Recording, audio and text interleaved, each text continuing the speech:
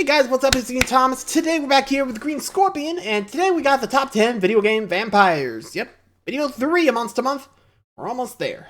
So, still got plenty of time before the next one, so here, why not?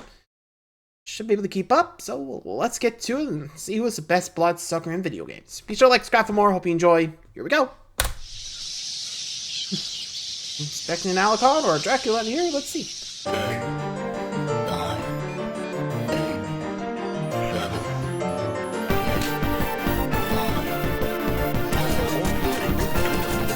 What?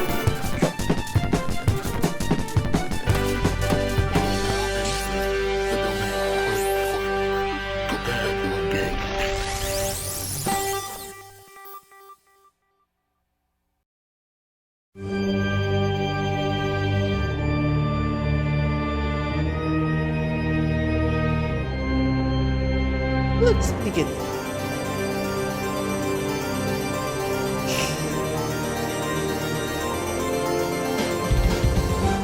Good evening, the Green Scorpion here, and welcome back to week 3 of Monster Month.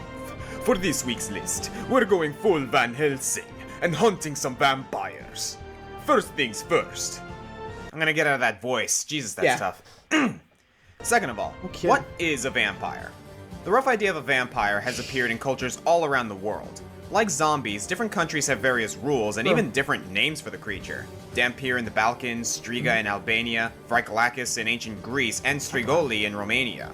The one thing they had in common was that they fed off the vitality of others, mainly by drinking blood. It sounds like mere superstition, but in Europe the rise of these stories actually led to mass hysteria, with actual trials and executions being held. Centuries of folklore were finally given a true name by John Polidori in his 1819 publication, The Vampire. But it was Bram Stoker's Dracula 80 years later that birthed the image we imagine today. Vampires aren't so much a single kind of creature, they're an idea, a collection of possible traits. They're usually undead, but refined and intelligent, unlike their decomposing zombie cousins. Vampires are rather elitist when choosing who to turn. Subjects often have class and refinement, and are much more of a singular threat. They're manipulative, hypnotic, and often seductive. They tend to change their shape, usually into bats, but also other animals or even mist.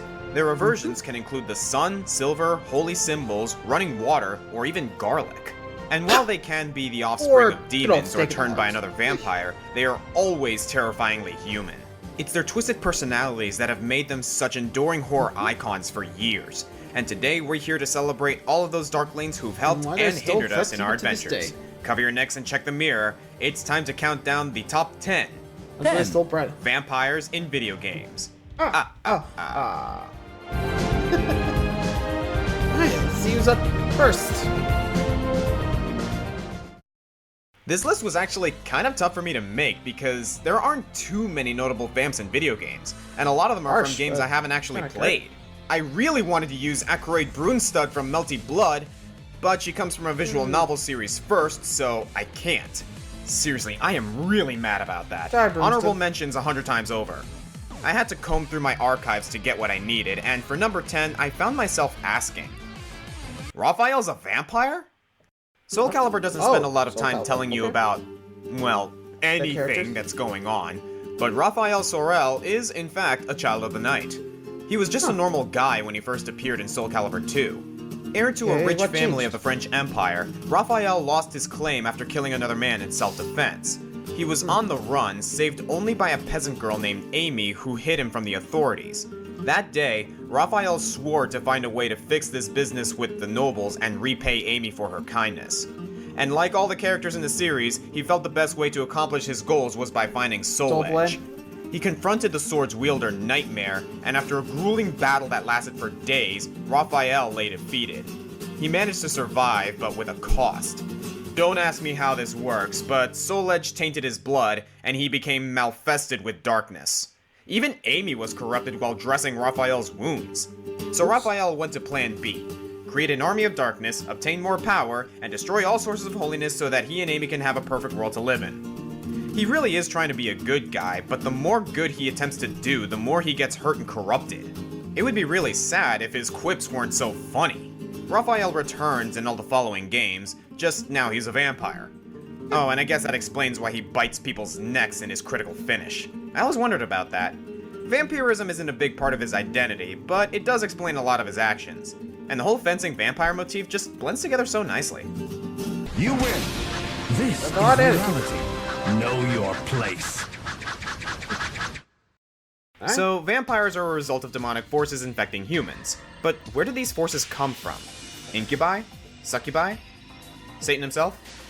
Mortal Kombat tells us that they're Moroi, from the realm of Vaeternus. Here, you might run into our number 9 candidate, Nitara. First appearing in Deadly Alliance, Nitara is one of those characters who fell between the sofa cushions of the roster, lost forever into obscurity that only a few lucky souls like Kenshi managed to crawl out of. Her part in the story is largely irrelevant, but she's managed to stick into a few fans' memories, which is more than I can say for Draman. Her design and strength mix together various bits of vampire lore.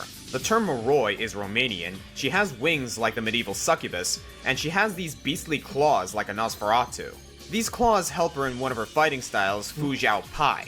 She feeds on blood, as seen in this brutal fatality, but can also use some of the blood she's collected as a projectile. A blood bullet, if you will. Though she can match blows with the toughest of opponents, I'm more impressed by her ability to match wits.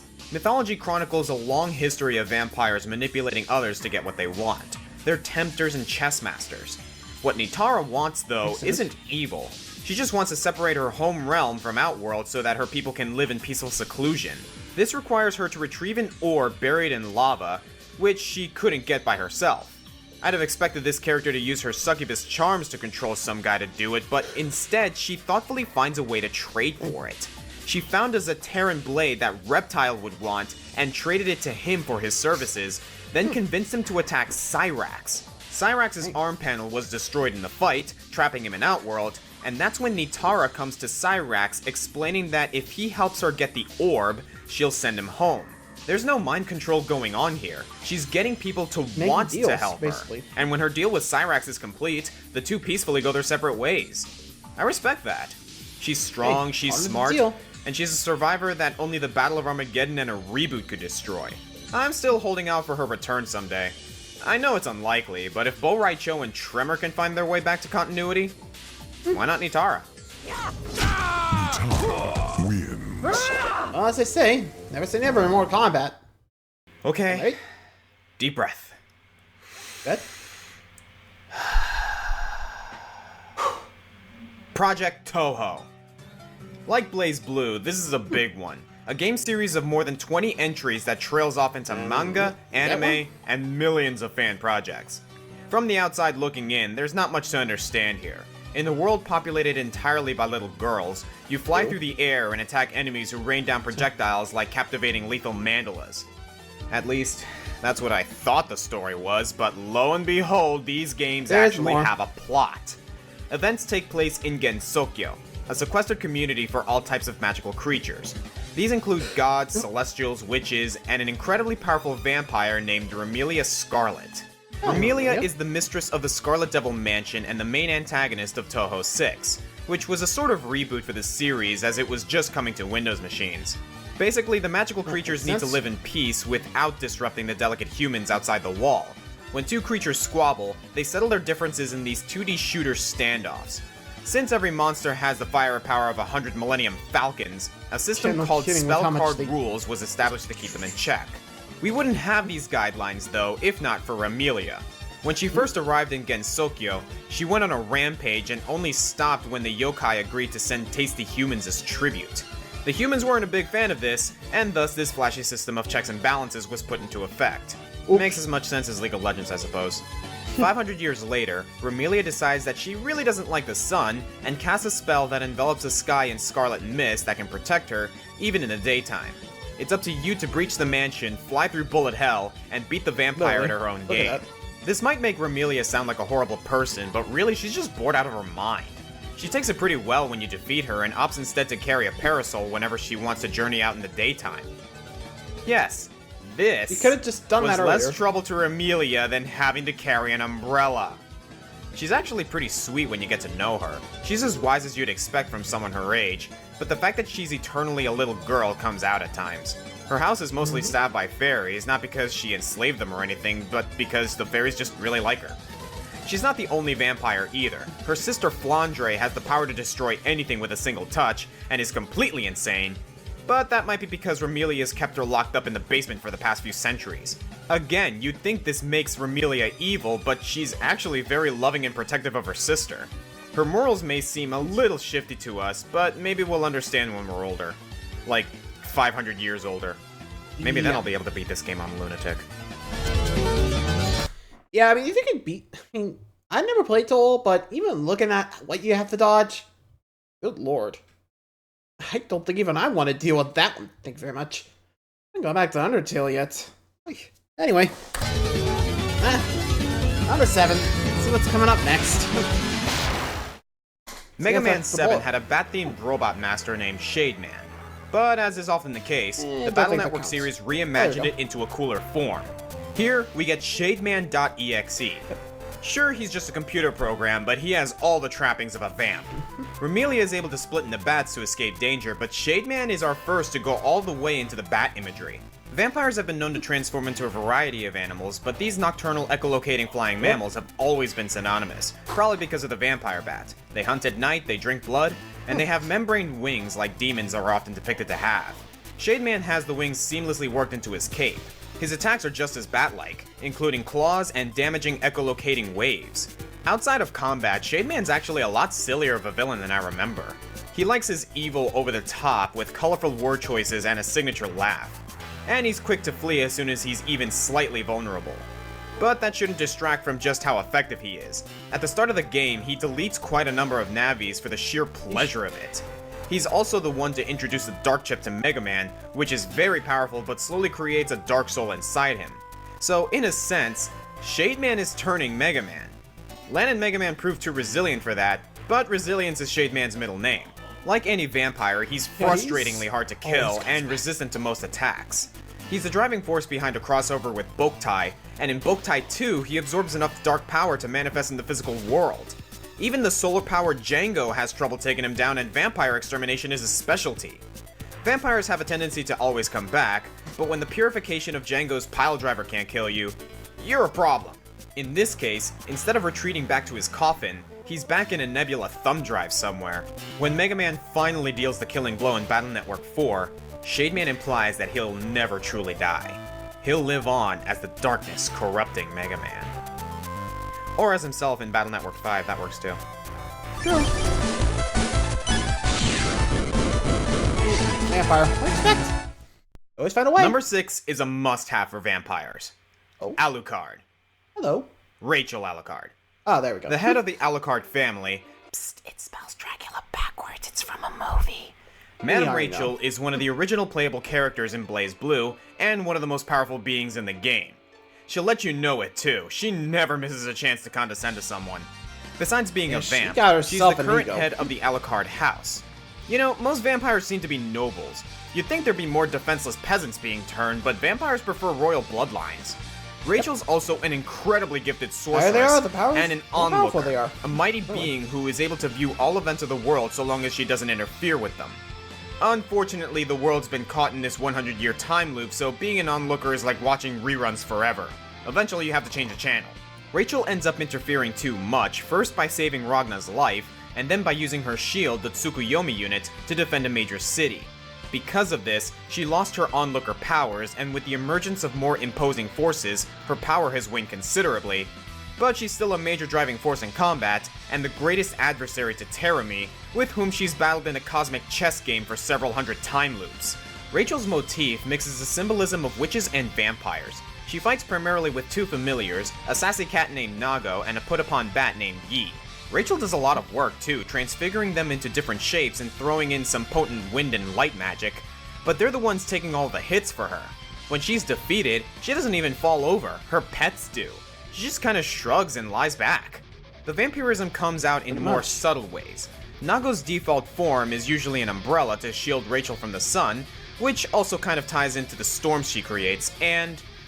are those inverted crosses on her dress? Well then. I think so. And I love this. In any stage with mirrors, Rachel doesn't have a reflection. Nice catch, developers. Other than that, Rachel hates her Vrykalakan tendencies. She's only ever sucked someone's blood once, that person being Ragna, and that was to save his life. Though she's especially hard on the blood edge, there's a lot of evidence to show that she has feelings for him. She admires that a mortal like him always tries to face the impossible odds, even if he can't see how impossible those odds are. And she's unaffected by the love glasses. I'm pretty sure that means that she was in love to begin with. She's a little tough to learn in-game, but that's only because her power exceeds ours. She probably thinks that you're unworthy of controlling her. If it weren't for her involvement, the good guys would be positively hopeless. Finish! I messed up! I'm not entertained at all. Rachel, win! Yeah, that does sound like Rachel. I'm not sure. You may have already accused me of ripping off Quarter Guy for this list. Hey, I'm a big fan of his top 10 vampires, but I couldn't just exclude vampires from Monster Month just because it had been done so well already. Actually, I have a lot of the same choices, and in a similar order even. Oh man, I gotta get off this pattern. I know, I'll hide where no one in the Countdown community will ever find me. Baldur's Gate. We're talking old school Western RPGs here. I love me some Dungeons & Dragons, and in 1987, the Forgotten Realms became a popular setting for campaigns. The setting was so popular that BioWare set its Baldur's Gate series there. That's right, BioWare. If you like Mass Effect and Dragon Age, it's all here in Baldur's Gate. Open-endedness, a customizable main character, different alignment options, memorable allies, romance options, it's great. Maybe just a little clunkier.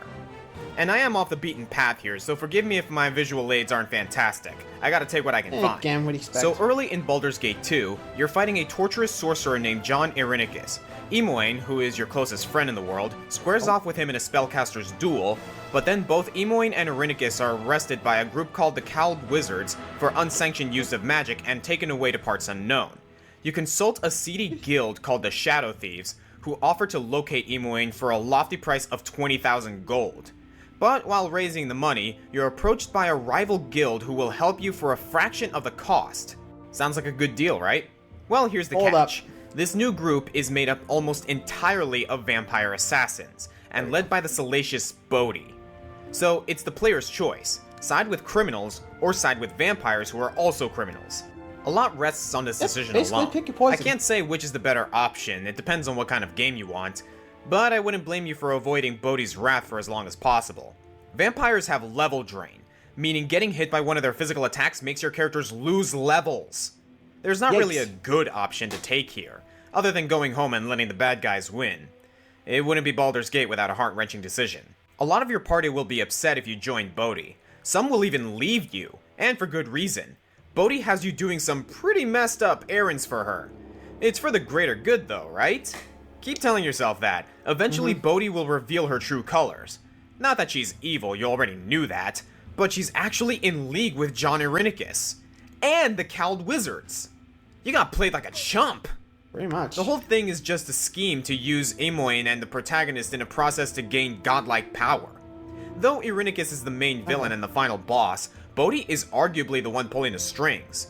The two were actually elves until Bodhi convinced Irenicus to use his dark magic to sap the elves' sacred tree of life. If you know anything about Buddhism, you might get the irony in Bodhi's name now. After they were exiled, Bodhi actually got herself turned into a vampire on purpose just so she could help her brother enact vengeance. She's a sadist, and when given the chance to kill you, she instead drops you into a labyrinth so she can chase you down like the most dangerous game. As for the final encounter with her, well, just be prepared. She has a 24 in strength, which is just 1 point lower than the optional boss Firkag, who, by the way, is a dragon. Her attacks don't do too much damage, but she gets 3 in one action, and each one drains 5 levels. 5 levels! That's 15 levels if she hits you with her whole combo. 75% of your experience at that point in the game. And if you lose all your levels, you're dead. Goodbye. My advice? She's got low HP, so just nuke the hell out of her before she can do too much damage. Go for the eyes, boo. Go for the eyes. Good to know. Thanks for the advice. That is messed up vampire there. That was cool. Now, if only there was a vampire in Killer Instinct. Have you confessed your sins?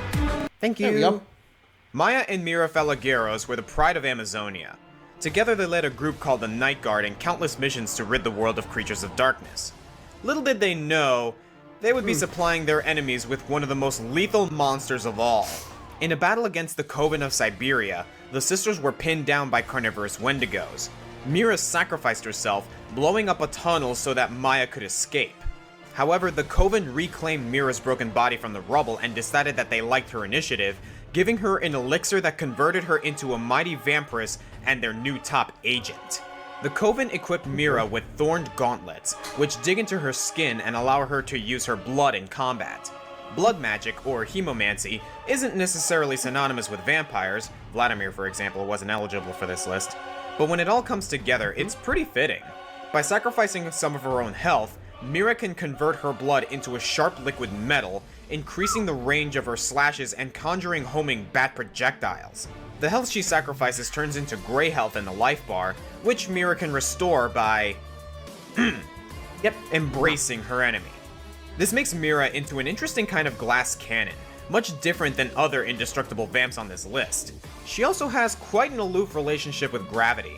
She has some wicked aerial normals, can zoom in with her floor-sweeping drill kick, which is totally Cammy's spiral arrow, adding blood to the damage and rewarding herself for her combos with a finishing bite. She can even turn into Bloody Mist. It takes precision to pull off the character, and every attack counts, but it's totally worth it for this unique accent. How many other Brazilian Russians have you heard of? Your life, my plaything. And now that she's transformed, Mira realized that she was pretty bitter about the sacrifice and began nursing a foul vendetta against her sister until the day they would meet again as enemies. Blood is thicker than water, Maya, which in this case is a bad thing.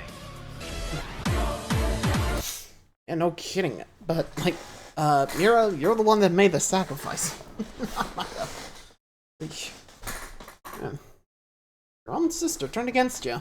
I mean, I'm not sure if Mira was, like, brainwashed or something. I'm kind of curious now. But, anyway, we're done at the final three, so... So far, no Alucard or Dracula from Castlevania, so see if they get in there.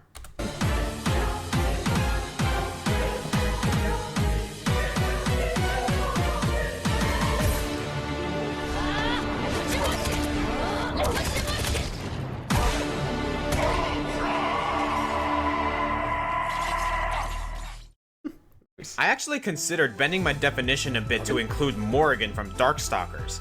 She is a succubus, I know, but with the bat motif and the feeding off of vitality, she works stylistically.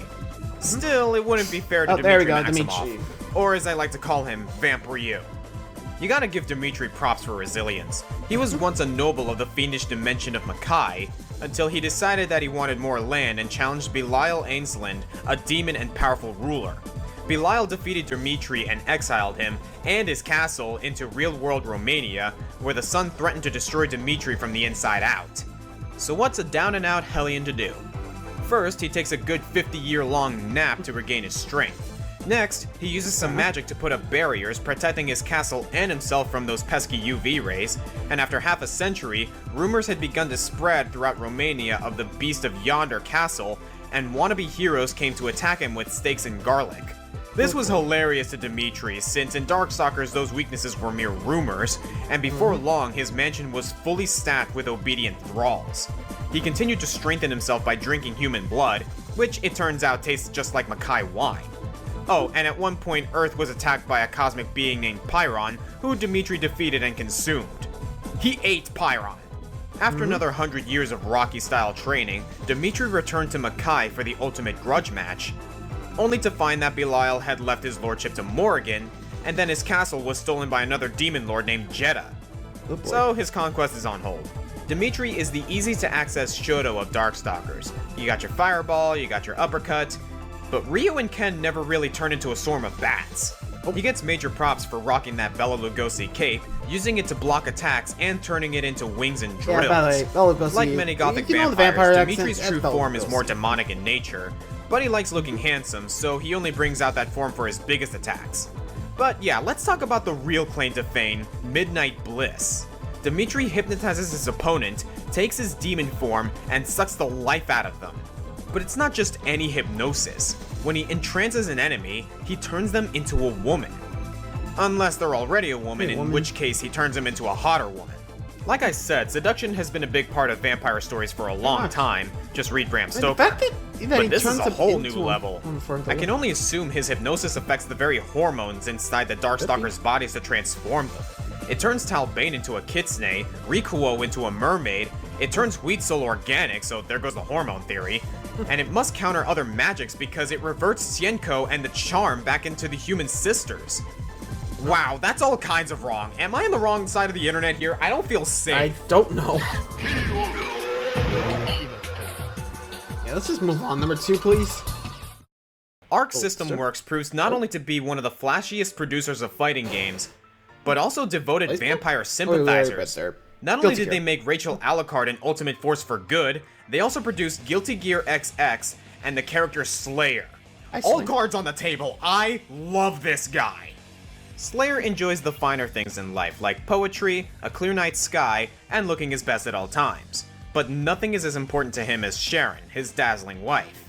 After starting an assassin's guild, because vampires do that apparently, Slayer retired to be with his human spouse, and the two share a loving relationship. In fact, she even willingly supplies him with blood, which he otherwise avoids taking from people. That's adorable? If there's anything that comes close to that passion, it's Slayer's taste for a good fight, and Sharon's always close by to cheer him on. Slayer plays by the rules, only engaging in fair one-on-one bouts, and he is respectful to a fault. Vampires in media are usually implied to be stronger than normal humans, and while that's reflected in Bodhi's stats, nowhere is that better showcased than Slayer's fighting styles. In a game of swords, spears, and anchors, Slayer uses only his bare hands, like a true gentleman. He's slower than other characters, sure, but his immense damage potential has allowed him to enjoy most games from the upper tiers. He'll backdash cancel through big attacks, going right into simple, straightforward overdrives and an instant kill where he uppercuts his opponent into the moon while reciting an original haiku. The guy exudes class. And like Rachel, he doesn't even pass out or get upset when he's defeated. He actually looks rather pleased. Being truly immortal, Slayer revels whenever a human can actually take him on. And despite all the limb regenerations and flying leaps, he's always holding back. However, it's Slayer's relationship with Melia that really sells it to me. He takes an observer's position in her journey, giving her advice to what will make her most happy, and somehow this never comes off as condescending. He's just a great guy who wants to see others succeed. He's one of the most sincerely good vamps ever written. He subverts expectations in other ways too. He wears crosses, and not even inverted ones, and because he's a good soul, he has no trouble standing in sunlight, though he asks the Protector of Day, Kai Kisuke, for permission first, just as an appeal to tradition. His mannerisms are out of the ordinary, but his sense of style is unmistakably vampire. Amen. There you go, Slayer.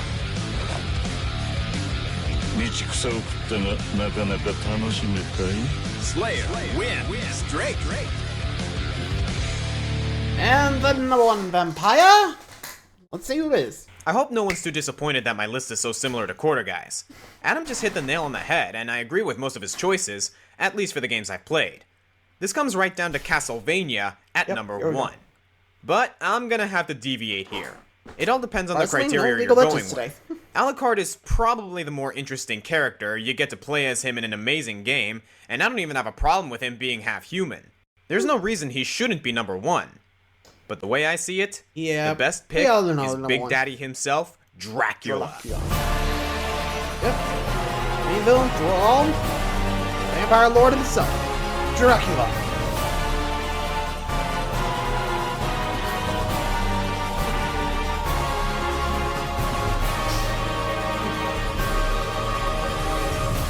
I've been judging these monsters for all sorts of reasons. For Dracula, it's not about being an interesting character, even though he is.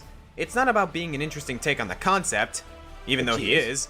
It's not even about being the most powerful, which he certainly is.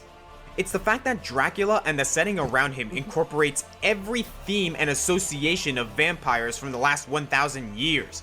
The coffins, the candles, hypnosis, oak stakes, demons, bats, transformation, silver, high class, having a son named Alucard, mirrors, dragons, eternal nights, organs, a love of kidnapping women, and a niece named after Elizabeth Bathory. Though named after a pre-existing figure, Dracula's even easier for me to justify as a gaming character than Zeus. While the real-world Prince Vlad III was a 15th century Wallachian general, and Bram Stoker's creation was implied to be the same man, the big boss was once a knight named Matthias Kronkevist. He dutifully served his lord, Leon Belmont, until his wife Elizabeth died of illness. Devastated, Matthias struck out against God for his cruelty, and he came to possess the Crimson Stone, which allowed him to consume the essence of every vampire he slew, absorbing their power more and more. It also granted him dominion over Death, the actual entity of Death, who would be his main enforcer. He gained absolute power from consuming the previously most powerful vampire, Walter Bernard, and broke ties with the Belmonts when Leon refused to join him in immortality. Later he fell in love again with Lisa, and they had a son, Alucard, but after Lisa was executed for suspicion of witchcraft, Matthias took his last step over the edge, turning his vengeful gaze towards all of humanity, and renamed himself Dracula Vlad Tepes, Lord of Darkness. Dracula makes constructive use of eternity. He erected the eponymous fortress Castlevania, mastered the darkest forms of sorcery, and amassed an army of beasts and heretics from every corner of the globe and beyond. After 400 years, he was finally taken down by Trevor Belmont, but as I said before, he and Death are tight. While he may be destroyed with sunlight and holy weapons, Death never actually reaps his soul, and like in the Terrence Fisher films, he always finds a way back to our world. It could be a devout necromancer, random regeneration, he once got Simon to reconstruct him to undo a curse, or he can take over the body of a living vassal. Not only did generations of the Belmont family have to devote their lives to preventing his reign, it took the involvement from the families of Belnatus, Morris, Alucard, the Order of Ecclesia, and countless others to keep him down until Matthias was finally killed and sealed for a good millennium after his birth. He's given us more unique boss battles than even Bowser, using tons of magic and vampire abilities, and transforming into all manner of horrid, monstrous, and indescribable forms. Even after his death, his deeds loom over the world, and his castle, now bathed in his essence, reincarnated Dracula into a new person entirely, bringing us Soma Cruz and his never-ending battle to keep the Dracula within himself at bay. It's Dracula's threatening omnipresence that makes the series into what it is. He's the bond uniting retro platformers, Metroidvanias, 3D hack and slashers, and the occasional abominations into one grand franchise. His evil brings out some of gaming's most memorable heroes, some of them quite literally. He empowered Shinoa, sired Alucard, and is Soma. He's more than a vampire. He is the god of vampires. And to tell the truth, I really miss him. I am the Green Scorpion, and though Dracula's soul is now locked within a pachinko machine, I stand ready to oppose him should he ever escape.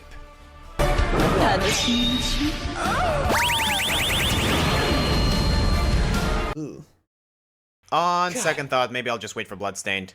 Next week, we're coming back for another pack of monsters. See you guys then. Too easy. Yep.